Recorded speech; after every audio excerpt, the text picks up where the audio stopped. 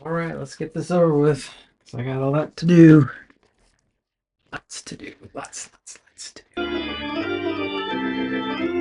In last week's non-episode, I mentioned this. There's no shortage of things I want to do. In fact, there's too many things I want to do, and I will probably address that next week. So, since I don't want to disappoint my 13 viewers, let's talk about that. But first, some context. A few years ago, I created a Memento Mori calendar.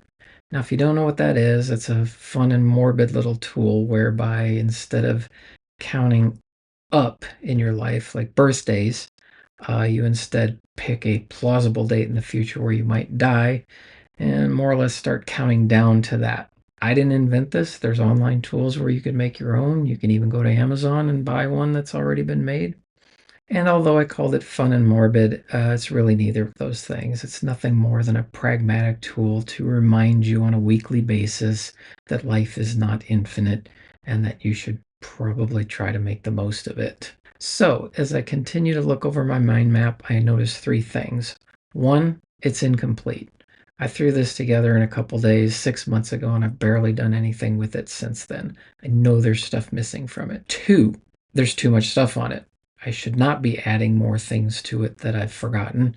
I should be crossing stuff off the list at this point. And three, as my Memento Mori calendar reminds me every Saturday, my time is limited. There are more than a couple things on this list that are not weekend projects. They're not a month project. I've got things on here that are going to take me 3 to 5 years that are full on study, practice, research, development. These aren't small projects. Let me give you an example of that. If we zoom in on this part of the mind map, you'll see this. So why are they there? Well, for one, I'm interested in it. I wouldn't put it on there if I wasn't interested in it. But as you know, I must express myself. I can't be merely interested in something. I must produce. Produce what though? Like, what am I going to do with these 3D tools? Well, I'm glad you asked. I mean, at a bare minimum, I would like to just make some digital art, just stills that I can upload somewhere and send to people and share, feel like I've accomplished something. Or I can take it a step up and do motion graphics. I've got ideas for YouTube channels that I haven't realized yet. Or as a stretch goal, I'd like to build a fully functional, actual playable video game. That sounds so cool. That sounds like the coolest thing you could ever think of. In fact, it sounds almost exactly like the coolest thing you could think of. And that's pretty much what I feel like with a large number of vague and nebulous plans floating around all over my mind map. Too many choices is a problem. That's just science. He's not wrong. 25 years ago, psychologists Mark Lepper and Sheena Iyengar conducted what's colloquially known as the jam experiment. So in this experiment, they went into a supermarket and they set up one of those taste testing tables. On some days, they would put out 24 jams for people to try, and on other days, they would put out a table with only 6 jams on it. Now, the table with 24 jams consistently drew more people. In fact, 60% of the people walking by the table with 24 jams on it would stop and taste it. In contrast, only 40% of people walking by would stop by the table with 6 jams on it. So, with that kind of traffic, you would intuitively think that more people stopping by would translate into more sales. I think you can see where this is going. For the table with the smaller selection, 30% of the people who stopped by to taste it went on to make a purchase. In contrast, only 3% of the people at the table with the larger selection went on to make a purchase. As it turns out, being bewildered by too many choices didn't result in higher sales. Too many choices resulted in most people just walking away and not buying anything. And even for the ones who did stop by, they only tasted 3 or 4 of them anyway. Nobody's going to stand there and taste all 24 jams. I mean, not nobody. I would do it. I would stand there and taste all 24 jams.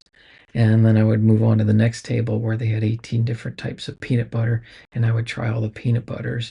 And then after that, I would turn around and I would go back to the alcohol section where the lady was trying to give out tastes of wine.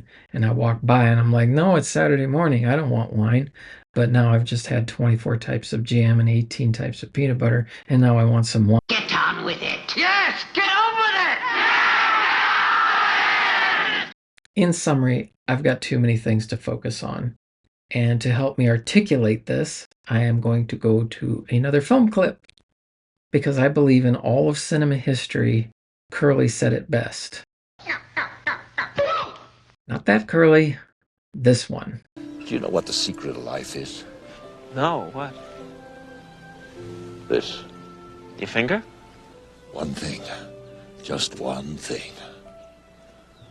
You stick to that and everything else don't mean shit. That's great, but what's the one thing? That's what you gotta figure out.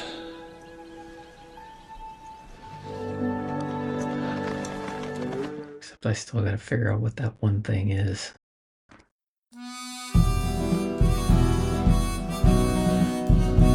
Maybe some inspirational quotes will help.